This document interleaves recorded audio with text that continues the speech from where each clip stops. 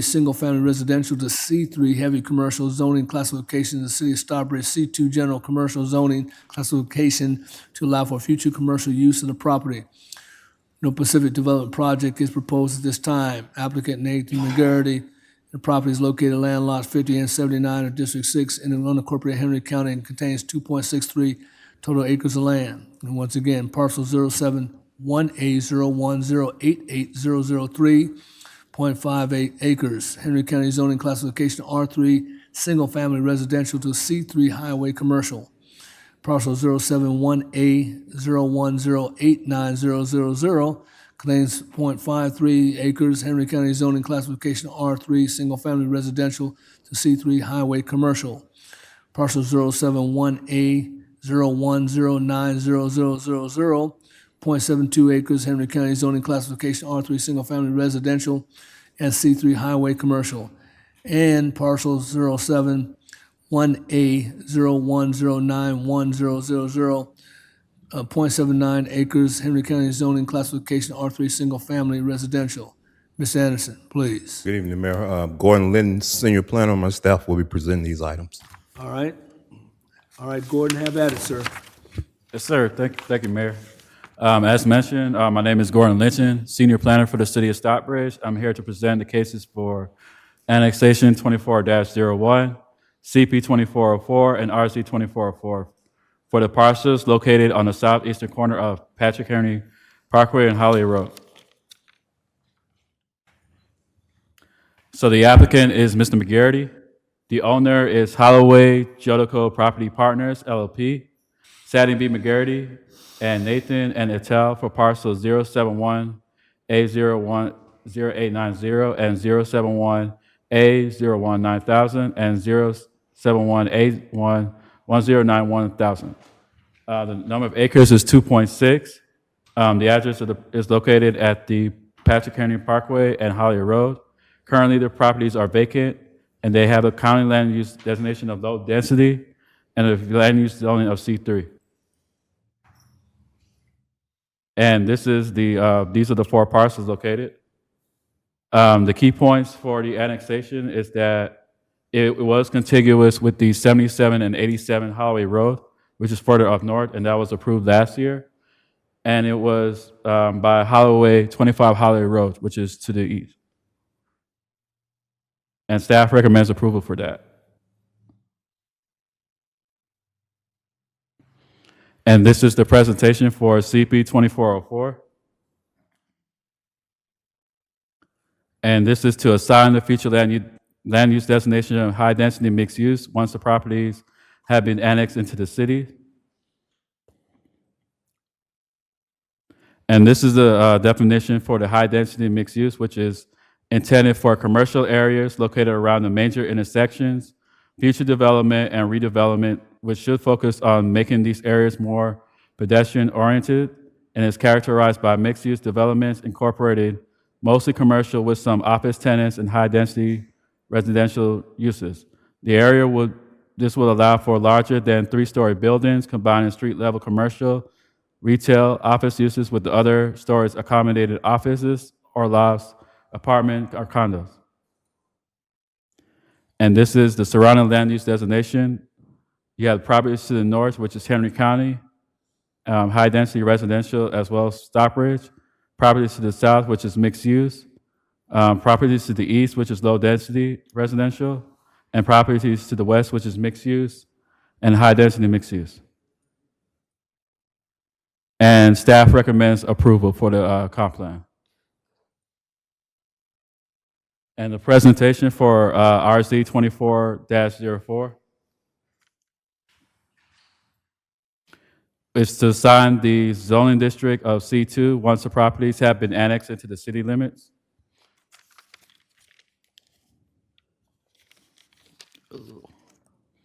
The key points is that it's surrounded by C2, C1, and C3, Henry County, and C2 to the south, which is Captain D's for the Stockbridge, and it's consistent with the policies and goals of the UDC and the intent of the C2. And staff recommends approval with the conditions. There shall be no egress or ingress onto Holloway Road, In addition, the access shall be located off the shared joint easement with the gas station, and there shall be a heavy landscaping with the side that abuts the residential neighborhoods. And that's it.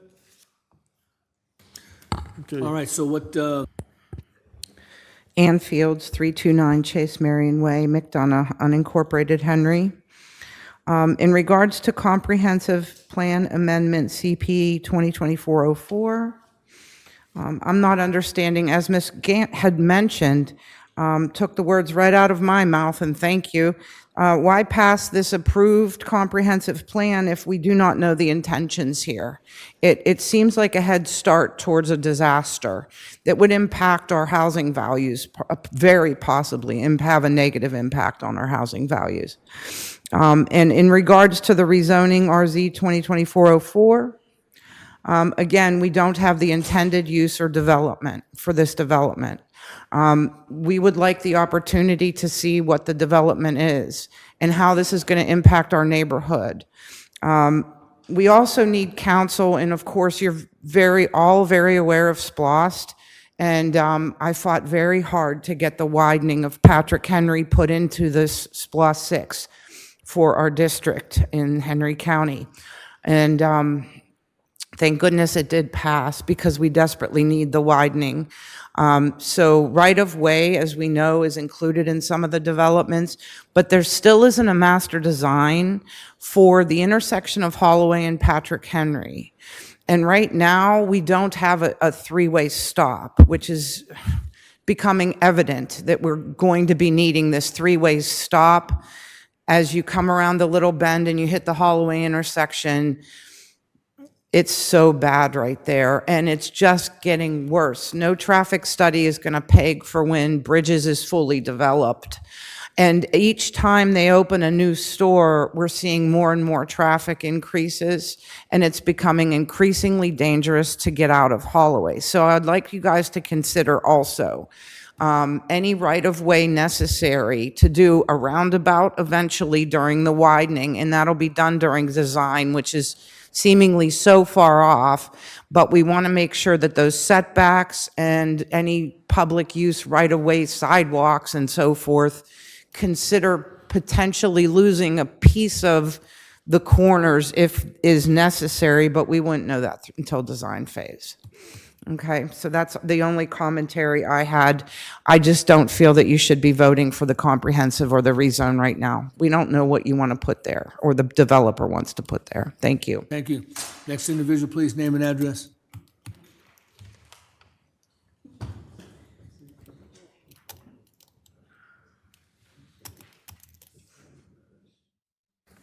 Connie Snow, 426 Chase Marion Way, McDonough, Georgia, 30253. To start off with, I do have a copy of Resolution 24189, which was listed on the City of Stockbridge website that I pulled off. You guys said you didn't have a copy. Does Well, I anybody? didn't have a copy of it handy, at least I don't know that. I don't realize I have it. I'll give that to the clerk. It is a formal copy, by the you- way. Okay, you can give it to the clerk.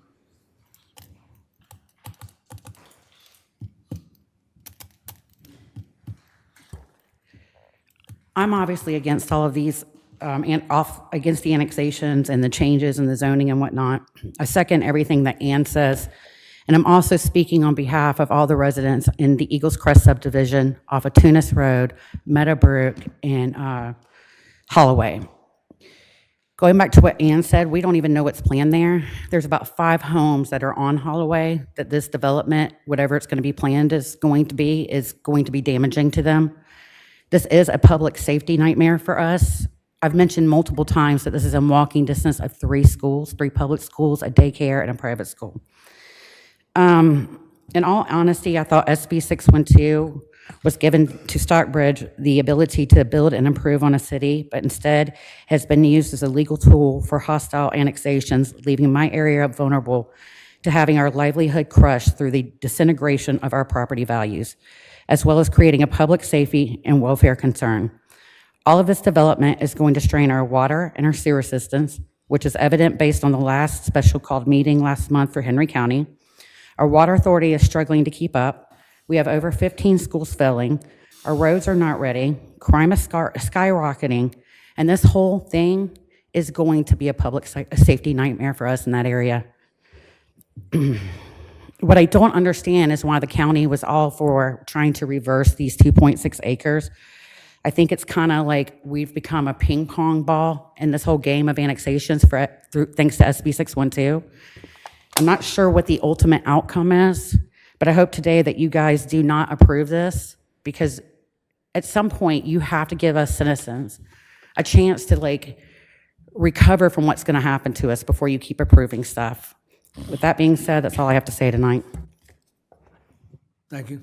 Mayor Ford? Yes, ma'am. Just for clarification, the resolution number 24-189 is not a city resolution, it is a county resolution, just for the record. Yeah, I figured. Thank you. Appreciate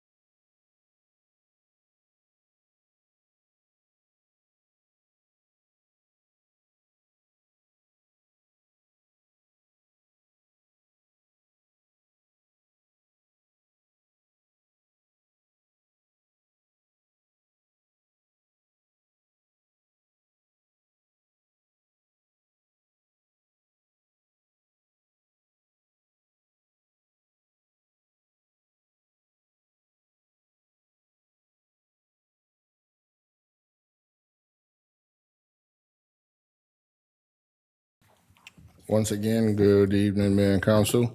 Today is our first read of our budget. I have a budget presentation here for you. I think you have it on your spot on the dais. As you know, we had our budget retreat back in August. The budget is pretty much the same as it was in August, and I do want to apologize for some of the sheets in the budget document. We're going to redo those because they didn't come out as I wanted them to come out, so I apologize for that. But our budget across all funds is balanced. General fund revenues and expenditures are balanced as relates to $29.2 million.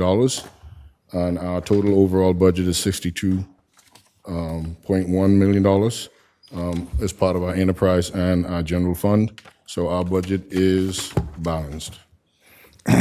So I want to talk a little bit about where the city's headed in preparation. So you guys, and this is part of the presentation I gave to you back in August when we talk about where the city is headed, right? And I've got some diagrams in the next slide that's going to kind of illustrate to you how the city has grown over the last 20 plus years. But as you can look at this chart, just a few years ago that many of us will remember, the city was pretty much around 11,000 people when we first moved here between 2000 and 2010. I think a lot of folks moved here during that time. But progressively, the city has grown, as you can see from the chart. Part of that is obviously after the 2020 census, we had our annexation that brought in almost 7,000 new residents. But when you look at all the development that's actually happening through the city, we're on our way to 50,000 people. And it's projected that we'll probably be somewhere close to that in the next census, which is just 5 years away. All right.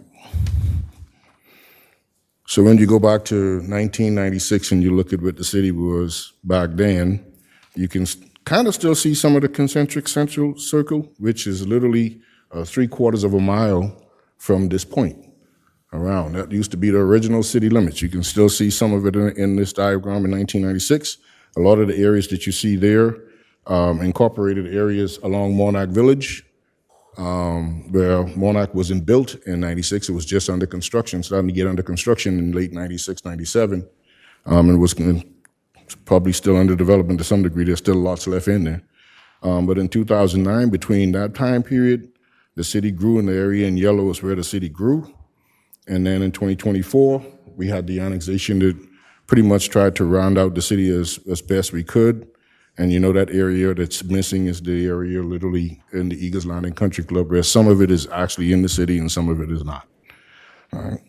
So when you think about all of the addition of what we've done, and as you guys know, as part of those annexation and growth over time, a lot of us moved into our developments back in the early 2000s. They're now 20 plus years old, right? And in need of repair, road repair, sidewalk repair, I think as Councilmember Alexander hit on earlier.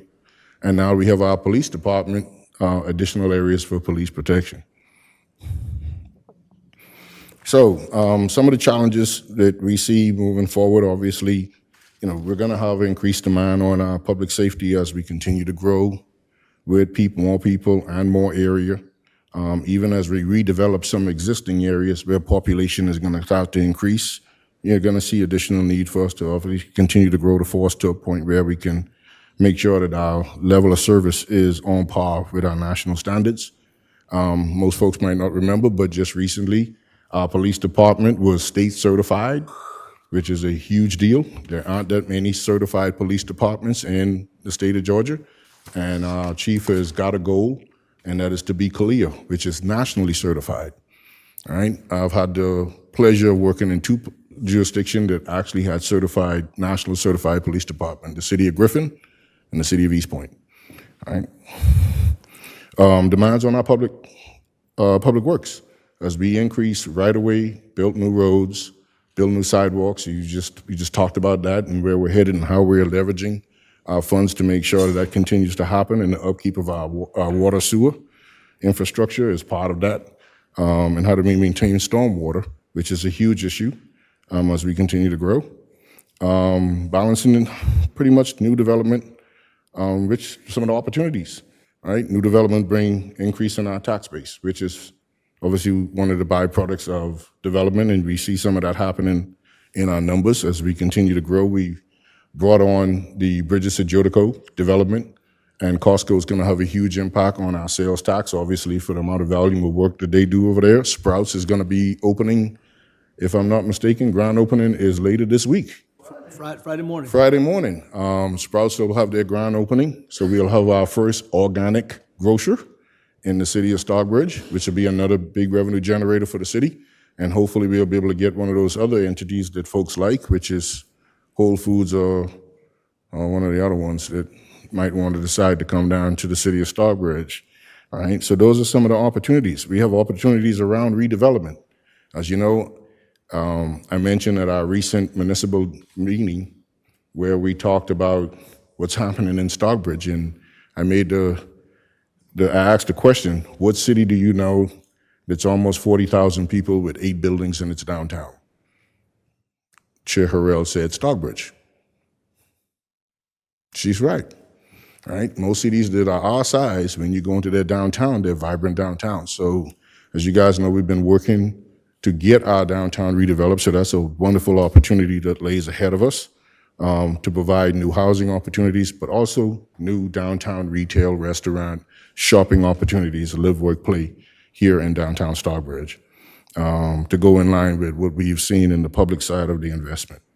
And where did that put us? That puts us in a position to not just be regionally known, but international and nationally known as a high-quality city to move to, right? When I first came here, Metro Atlanta had 4 million people living in Metro Atlanta. It's now 8 million, right? There's a reason why folks are locating here, and I will tell you that there'll be more folks moving because of the pressures being put on our southern neighbors, right? You can barely buy a house in Florida, and you can't get it insured. So where are these people going to start moving to? Georgia, right? We're a little bit away from the hurricanes, and at least you know your major investment can be insured without having to go through some of the difficulties that you see. But we have a golden opportunity to become that beacon in the Southern Crescent. Right? Some of the priorities we talked about at our retreat was centered around making sure that we continue to do road and sidewalks improvements, and you heard some of that earlier today. Making sure that we have the adequate public safety in terms of personnel, but equipment to keep moving forward as we continue to grow. We know that we will have some areas where we have crime, but unlike some other cities I worked in, our crime is not where from a population standpoint, but that's based on the fact that we got good demographics. As long as we continue to move in that trend, we should be fine. Obviously, the millage rate stayed the same. We did not increase our millage rate. We adopted a new millage rate last year at 3.77. It is holding fast. We have no allocations for increase in our fees and our utilities. We are presenting a cost of living for our employees. I don't know who heard the news lately, but Forest Park just raised their minimum wage to $23 for the incoming employees. And you understand, I think this past election had some ramifications around folks not seeing anything happening as it relates to pay versus the economy. But that's going to have a big effect on us as well. You just heard our HR director talk a little bit about insurance that we're paying for our employees and the fact that we're able to negotiate and get a good price lower than where we are now, which is a good thing. That says two things about us. We're actually caring about our employees, especially their healthcare, right? That's the main thing. We don't have a lot of catastrophic issues with our employees, which is good. We're going to continue to promote our wellness programs to make sure that our employees stay on the healthy side, because that's where the cost reduction comes in, because we don't have a lot of catastrophic claims. So that helps us out greatly. Some of the special projects, I know we're talking about looking at moving forward with our Youth, Senior, and Performing Arts Center. That's something that hopefully I'll be presenting that combined plan to you guys fairly soon. Working on that as you guys directed me to. You'll see new parks improvements. In actual fact, hopefully we'll be able now with the passage of the SPLOS, we'll include that as part of what we're going to be working on next year. In the coming next year for the new park that we just acquired along Eagles Landing, but improving some of our existing parks and making sure that they provide the quality level of activities and amenities that our citizens demand. Obviously, we just saw some improvements made to Cochran Park on Bank Street, but there's some things we could do to make Memorial Park a little bit more improved, and so we'll be looking over there, but also the new park we just got with Eagles Landing. We will be putting out a survey. We did put it out earlier, but we only got 3 feedback from the survey from the trail, so we're going to be blasting that out. So for residents listening, please participate in the survey on the trails. We have a wonderful opportunity here to link our schools and our parks and our downtown. That's going to be key, all right? As this council have heard me say in some public meetings I've said, the next generation is looking for these type of activities. It's not just about us. Right? It's about, as I always say, my son who's 24 and my daughter who's 12. Right? It's about them and them coming back to be here so I don't have to drive or fly to see grandkids in the future, right? But they're looking for amenities. They want to have areas where they can bike, walk, and have activities to be able to enjoy. So we're looking at making sure that we do the trail plan. One of the big projects that we went to Washington, D.C. a few years ago and lobbied hard for, we got some funding to go towards the bridge, so that's a project that we want to move on next year. We continue to upgrade our sewer and our water systems as part of that we got, monies we got, but also through the SPLOST program, and then maintaining our facilities. A lot of our facilities have been deferred maintenance, right? Merle is being one of them, but biggest of them all is our maintenance facility for our maintenance crew. That building was built back in the late 50s, and these guys are still in that building, and it needs to come down, and something else needs to be built, right? If we value them and what they do, we should be valuing where they work. And I think this plan reflects that. So we saw an increase in our revenues, and as I mentioned to you guys, under Georgia law, our budget is predicated on the revenues we anticipate, not expenses. We have to balance our expenses with our anticipated revenues. So our anticipated revenues for this year is $29.2 million. It's just up slightly from last year's 26.7. And we'll see probably some growth in that digest. We had some growth in our existing property tax digest, but you'll see in a later slide that that's not our major source of revenue. Lost continues to be our major fund. Local option sales tax is our largest revenue source in the general fund, and I'll show that slide next. So that's what we budget. We did look at some of the community development fees, revenues. We anticipate, and we saw growth in that this year. We anticipate a growth in it next year as well, because there's still some major projects that are going to be coming through the pipeline next year. You have the development across from Bridges at Jodeco that's looking to do some development next year. We also anticipate that Patrick Henry Parkway will see some development coming on that'll add some additional permit fees in that area as well. As I stated before, property tax is our second largest revenue source. Our major revenue source is lost, followed closely by our permits and fees for services. What we pretty much put out there are fines and forfeitures. As you know, the police department and our red light cameras, but we anticipate those cameras, our school zone cameras, going down over time because hopefully people will start to behave. I am one of those folks who've gotten caught twice. And so I no longer make 30 miles an hour in our speed zones anymore. So we'll see some revenues around that. Our losses has obviously grown because of our percentage that came out of the growth in the city and through the annexation. And as you know, we negotiated and didn't go anywhere with the county on the sales tax, and the state had to actually divvy us an additional 2.5% to 3% above what we had actually wanted to negotiate. So that saw a boost there in our sales. So overall, $29.2 million in our revenues is what we projected. As I mentioned, taxation, that includes everything: alcohol tax, hotel motel, property tax, sales tax, insurance premium, which grows every 10 years as we continue to grow, and the insurance that are written in the cities, we get a portion of that. Our franchise tax, as we continue to grow, you will see growth in that area as well because there are more electric lines, cable lines, telephone lines that are being put in our right-of-way.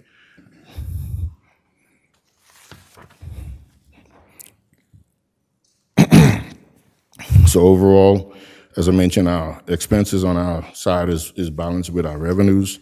One of our biggest areas, obviously, of increase is in the police department. We continue to make sure that we fund the police department adequately and as they grow. We've seen some increase in our community development area, right around $129,000. We see some there in growth there.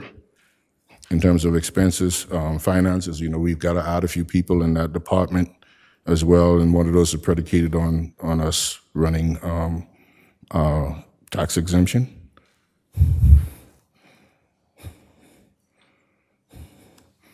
And overall, the slides includes all of our activities across all funds, water, sewer, and I'll give a little more detailed breakdown as it relates to each of those different expenses.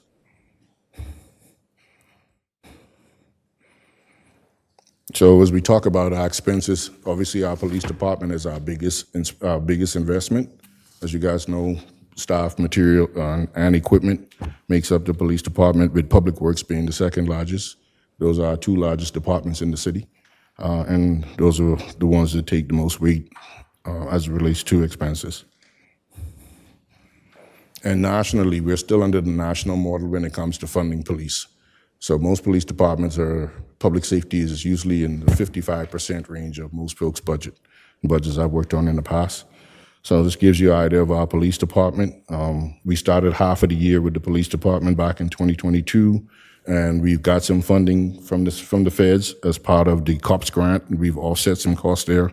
But you've seen it grow as the police department has grown to keep pace with what you saw happen in 2023 with our annexation. We provided additional funding to keep the police department funded. Public Works is pretty much about the same as they've taken on additional roles. You see some of the goals that they've got incorporated as part of our plan next year, and continue to make sure that we continue to provide maintenance as well as improvements in our streets and sidewalks.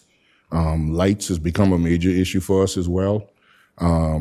And taking care of some of the street lights within the city that the county used to do, but now that responsibility is on us. I don't know why that's cut off like that. Community development, obviously we've seen some growth there. We moved in our inspectors, brought them in-house. They've been doing a wonderful job at making sure our permit, we were getting our permit portions of, rather than sharing that revenue. That's been a huge deal for us, and I've only gotten good reviews from folks who are doing business with the city as it relates to billing inspection on time. Those guys going through the process. But some of the things we want to look at, and one of the major projects in the community development I want to talk to you guys about for next year. I don't know if you guys are familiar that there was an LCI study that was done by Henry County in the Jodico Road area, in the area of the Jodico, Bridges at Jodico. That study was done back in 2010. I don't know if you guys had participated in that. I know that was wholly on the county because all of that area at the time was in the county. I want to look back at that because some of the things that we can get done through there and planning, kind of like we did on the Patrick Henry side, moving ahead of it before it comes to us, because we've already gotten some requests in, and we've got about 100-acre site that's left not in the city, but hopefully will be annexed into the city.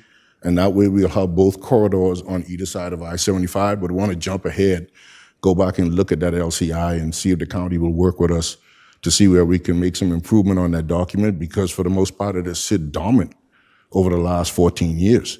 And so we can get that and get a supplemental study back in to look at how we can make some improvements from a land use standpoint, but as well as from a transportation standpoint. We know that connector road is now under construction. So if you've been over there on Hudson Bridge Road in the area of Walmart and the McDonald's, you will see where they've already started moving trees. But if you also go on Mill Road, the back way to get to the Target Shopping Center, they've put down the silt fence and started cutting trees on Mill Road behind the Bridges of Jodico and the Target Shopping Center. So they're moving in earnest. Mount Olive. Mount Olive, excuse me, yes, sir. Right there by Mount Olive Baptist Church. So they're moving that project in earnest. And so part of what we want to do is jump ahead and make sure that we get some good land planning in that area. That's not going to be the stuff that we don't want, and be proactive. So that's one of the major projects that I want the Community Development Department to look at. One of the other ones we want to work on is working on a redevelopment plan for the Ty Street area as we make improvements over there. And I've heard a few complaints from residents, and in actual fact, I saw one of the issues that probably going to be afoot in that area is the semi-McMansions, 2-story homes that are going to take up a lot of land in the area, and it doesn't look anything akin to the community. So that's something we need to jump on in earnest to make sure that we protect those homeowners in that area as well. But I'll talk a little bit more about that as we get to our retreat. Economic development. We've seen some really cool things come through our Economic Development Department. Today spent today putting together the framework for our hopefully our incoming economic development director. And one of those was restarting our conversation on the opportunity zone, which are job tax credits for businesses locating in the downtown area, and putting that together. I think that's been on our wait list, and so started that process.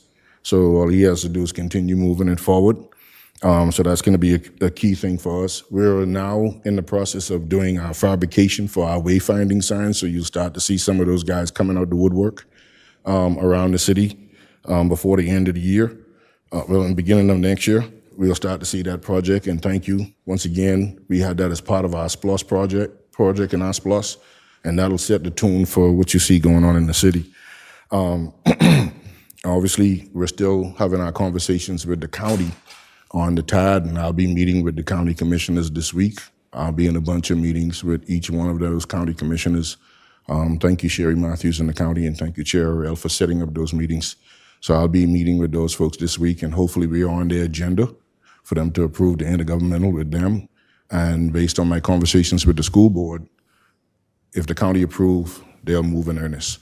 So hopefully we'll have our total agreements on our TAD in January, with the school board being the last, but the county this year, because they don't have any meetings in December. So I'm trying hard to get us through that process. And then we'll be doing some other incentives. One of them we've done, obviously working with our state on our downtown revolving fund. We've had a lot of interest in the downtown area, in the few buildings we have. I've been in contact with one of our 3 outstanding property owners. He's no longer in the country, but he and I continue to talk about us working together, not for us to purchase his building, but to get his building leased up, and for at least for us to be able to get his authority to go on and make some things happen on that site. So we have those 3 vacant buildings right now that no one's doing anything with them. We want to get them moved, 2 technically. Bond and Beautiful has a contract on it, so hopefully they'll come into business. But economic development is fully funded, but those are some of the programs that our incoming director will be working on. Our events department, as you guys know, was critical. We had discussions around them at our retreat, and we made some adjustments to making sure that they would get those programs fully funded. Some of their major programs, as you know, are regional because people come from outside the city to participate in our Bridge Fest. We had a wonderful Veterans Day yesterday that was fully attended. Yesterday. Lord of mercy, time flying. Once again, a nice somber event. 4th of July is a big thing, and making sure that our food truck Tuesday continues. Our Juneteenth celebration continues as well. Pretty in Pink was a good one this year. I think everybody that attended and saw the videos of it was highly impressed with the way we was able to turn the mural, and folks enjoyed being there. Back to school event and our Christmas events, which is upcoming. So we're making sure that we fully fund those events and making sure the staff is working in earnest. And we lost one of our staff people this year. So our goal is to make sure that we continue to move forward in helping that department. Finance department is seeing some increase. Obviously, that's based around increasing the number of folks, as I mentioned. Our growth is growing. Our responsibilities are growing as it relates. And you guys have, asked us to go ahead and make sure we get our tax person advertised. As you know, the exemption did prove. We do have all of our applications for property tax exemption ready to go. Our goal is to go live with the application next month, the middle of next month, around, I think, December 23rd, around there, is we'll make those available online and available in-house for folks to come in and apply for their property tax exemptions. We have all our data ready to go, so everything is live. We've tested everything, so you can either apply from the online or apply in person for homestead exemption from the city's portion of the property tax. And obviously, city manager's office, we continue to function, and we've got a bunch of ongoing projects. I just mentioned one of them being the Western Parallel, and making sure we could get that supplemental to the LCI and working with Henry County. We continue to work with Norfolk Southern, and that's going to be a major thing to get an additional parking in that area where they have their shed. They've tentatively given us some approval on that, and so once they give us that contract, we could get that and put some additional parking downtown. That's a huge win for us. They've been overly nice as compared to having to deal with them in the days of old. They've been nice, I think, in lieu of some of the things that are happening across the country. I think when we had the issues with the old road ties, they came in and fixed that really fast. We got our quiet zone, our record fast within a year and a half. We had our quiet zone, and now we've asked them for additional properties to put talking, and they've been responsive. The TAD obviously is a big project for us. Annexation, because we still have some areas that we would like to close the loop on. Obviously, the areas in the area of the Western Parallel, but there's some other areas that I'm going to show you guys as part of our retreat later, early next year. I'm not going to make it all public. And then obviously the bridge process, and we're making sure that we get our federal appropriations on that project to make sure we get that done. Downtown is going to be a huge deal this year to make sure we get that moving forward, project moving forward, so we're working with that. I talked about the performing arts and culture and the Youth and Senior Center and getting that project moving forward, continuing the wayfinding program.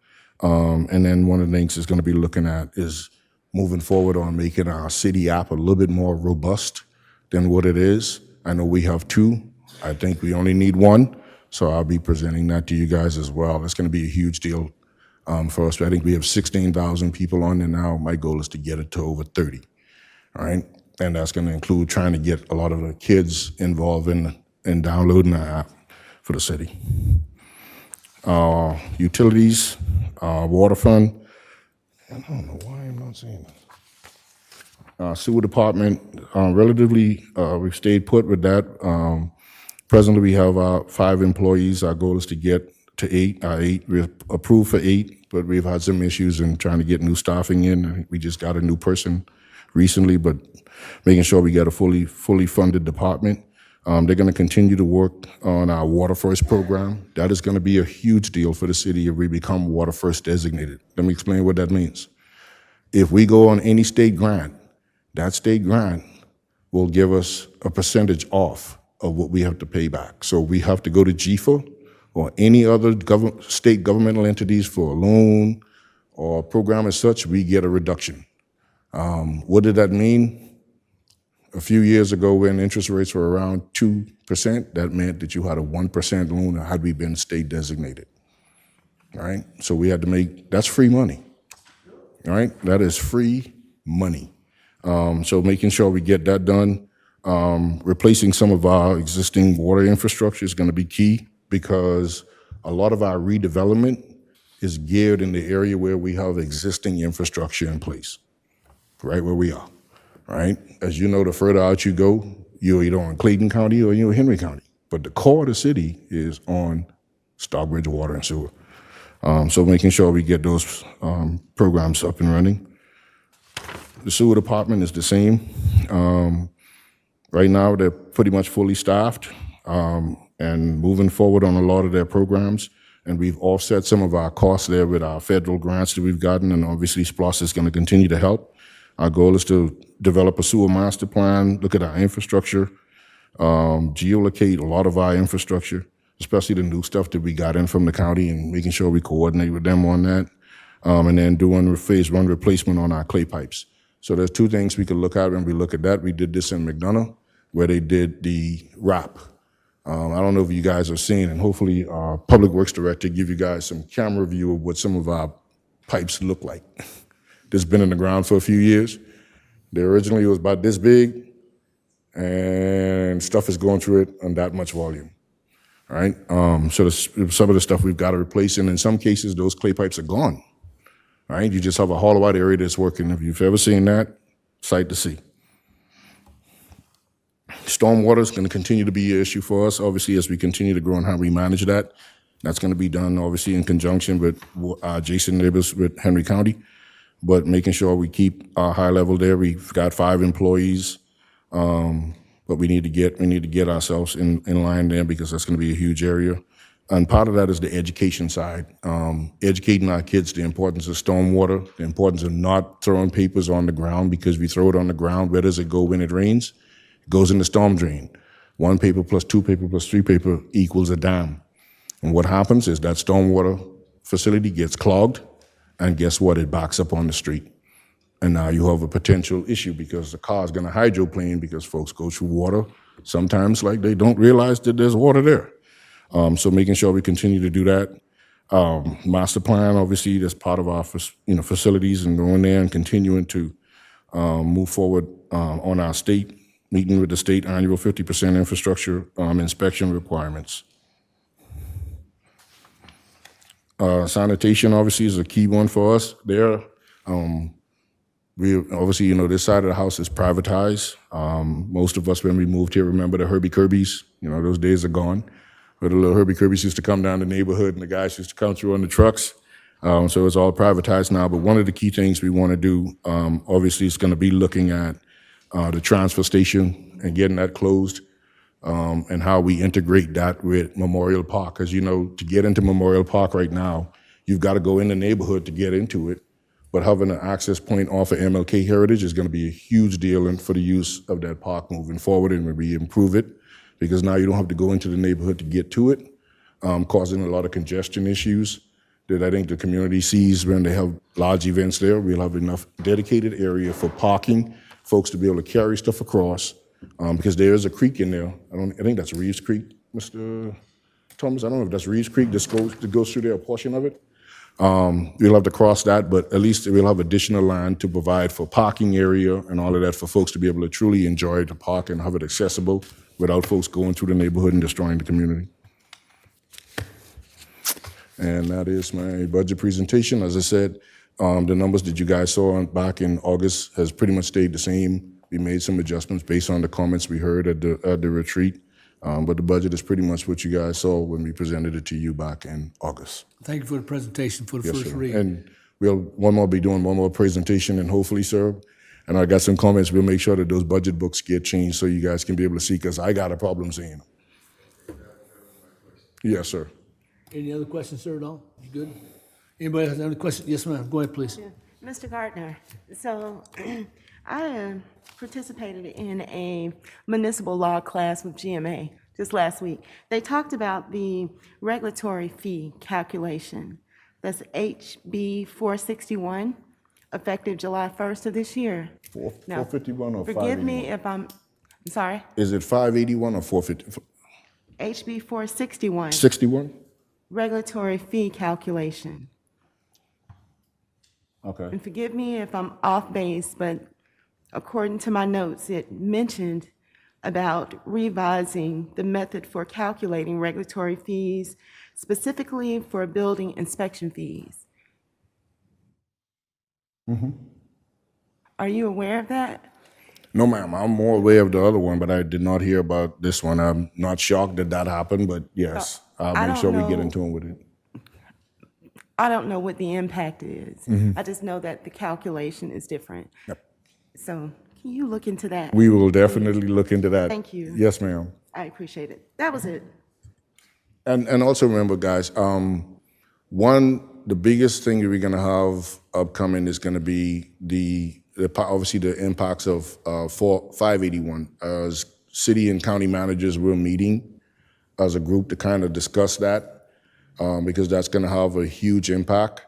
It went as a referendum, and it did pass, both of them. So we're going to have to look at that, obviously, and how we look at property tax and property tax exemption and how that affects us and how we are able to move around that. So there's been some GMA training, and ACCG and GMA have actually been on board as a combined entity to make sure that we're, a lot of us are aware of it. I think when you guys get to GMA in June of this year, you're going to hear a lot of discussion around that. But we also have, obviously, we're going to have a decision to make as a county, whether or not that homestead exemption becomes a reality or not. That's going to have an impact on how we proceed in the next years.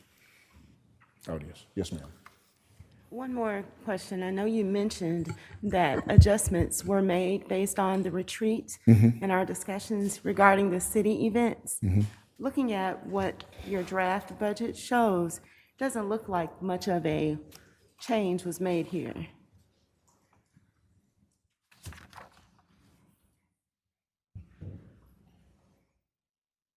Yes, ma'am. We added some additional funds to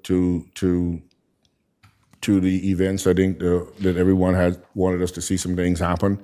One of the things that we're gonna do this year, and we really got good with it a little bit this year, was the donated funds, especially for the breast cancer awareness, Pretty in Pink. We got almost $10,000 of donated funds for that event.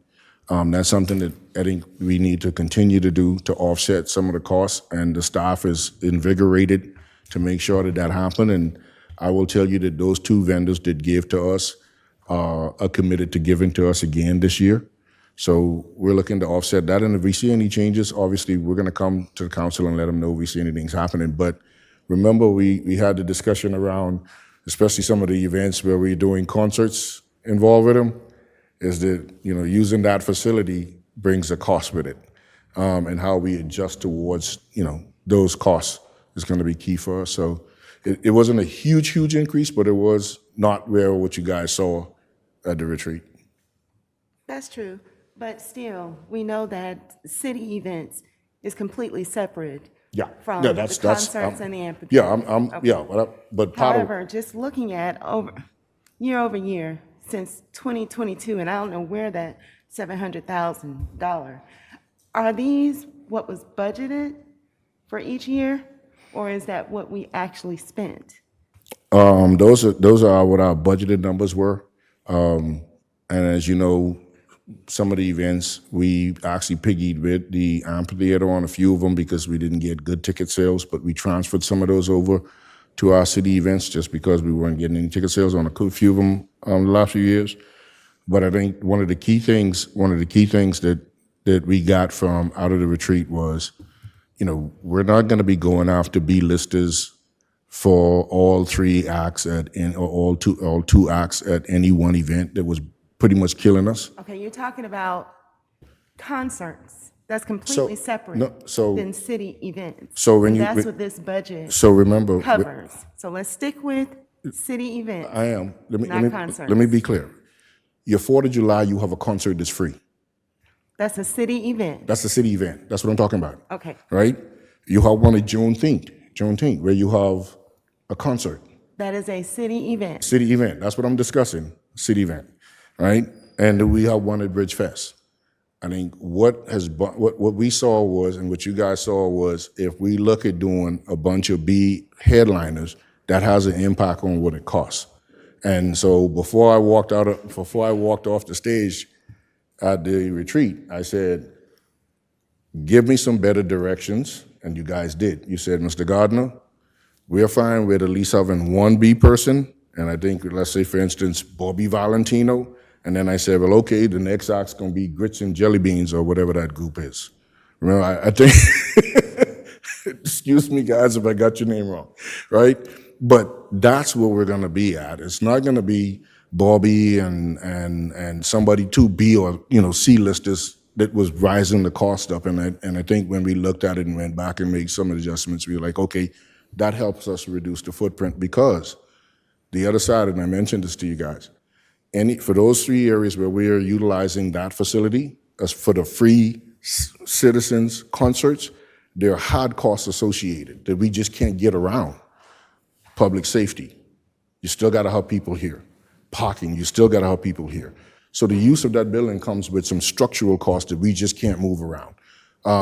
But we can reduce the footprint by minimizing who we go after, right? So I'm not going after Bobby Valentino and I'm not going after Tamar as one act, right? We'll get Bobby on one, we'll get Tamar on the next one, and then we'll offset them by some cover bands, such as the Gap band or somebody else to that effect. Well, one of my major concerns, again, is the cost associated with these free city events. I don't care who you go and get. The bottom line cost of this is a bit too much for me. I made that clear during the retreat, and I just don't, when I know that there are residents in my district along Valley Hill Road that don't have streetlights or sidewalks. This just doesn't seem priority. We're not, in my opinion. That's just me. These are the same comments that I made then. My position still remains the same. Yes, ma'am. I also enjoy having the city events. We talked about bringing in local talent to minimize the costs and expenses. You're absolutely right. There are hard costs with the amphitheater that we just can't get away with. And I would Can't get like, away from it. However, I cannot support the free city events at this proposed budget. Yes, here. ma'am. I don't support it from last year or 2022. Yes, ma'am. So let's please continue to find ways to cut this. Yes, Whether ma'am. it's sponsors, whatever it be. I will tell you that's what we have done. I will tell you that, obviously the best way around that is not to have any at all, right?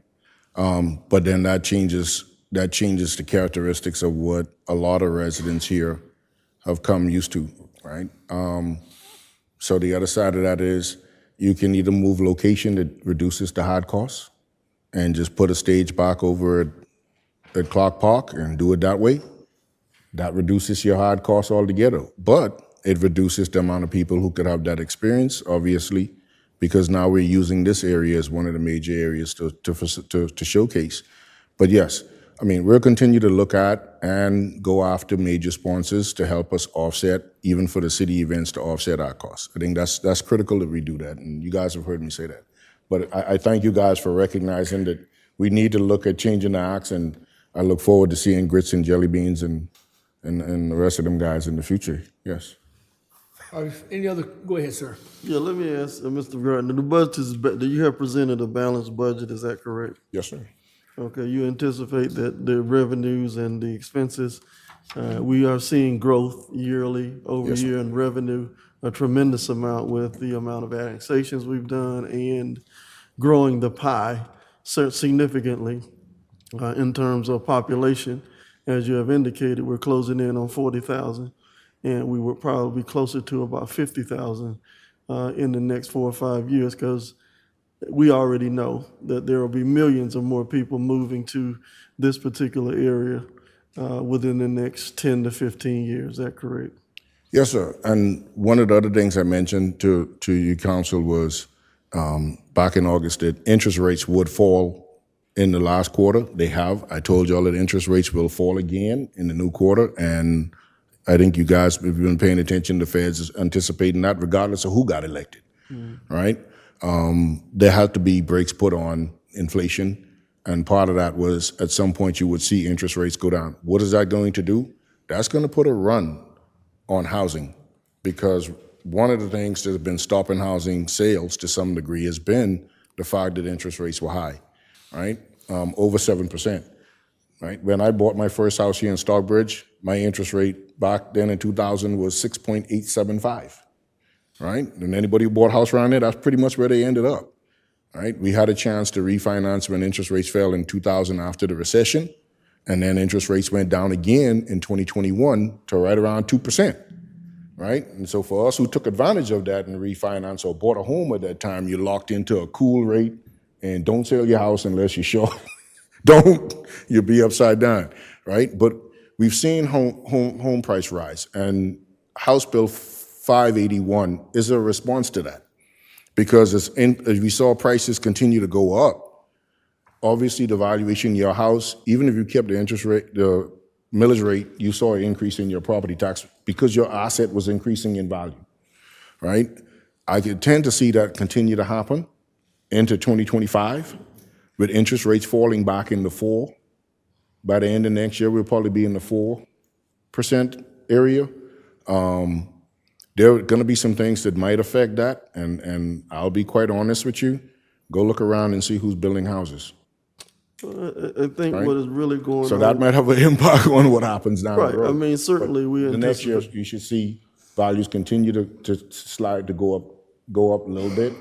This year, our digest went up right around about 5% in that area. Years previous, we were 10%, right, in the digest growth. But that's before we actually instituted a property tax. So it's kind of mellowing out a little bit. So moving forward, 2025 is going to be an interesting year. Like I said, if interest rates continue to go where they're going, you're going to have folks who are renting who are going to move into home ownership, right? And folks who are moving here are going to move into home ownership because you can get a better deal. The south side is still the best bang for your buck as compared to the north side, where prices are a little bit more inflated than here. If you bought a 2-bedroom, 2.5-bath house in Alpharetta, you're going to pay $400,000 to $500,000 for it. You buy that, $700,000. yeah, you buy that same house here, full brick. You buy that house here, you're still in the 450 range. So there's some $150,000 to $200,000 variation in homes. But all in all, 2025, I think from an economic standpoint, should be a good year. I think interest rates can continue to drop. The cost of things will continue to kind of go down just because.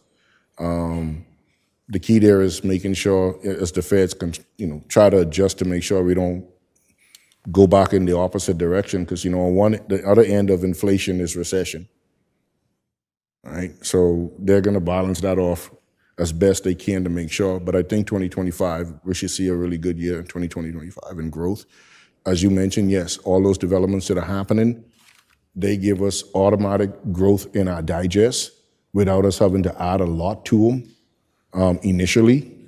As they get older, obviously, the cost of those developments are going to come back down the road. I don't think anybody here intends on being on council in the next 20 years, right? We met all. So when we see some of this stuff coming back, most of us will be off the playing field, if not all of us.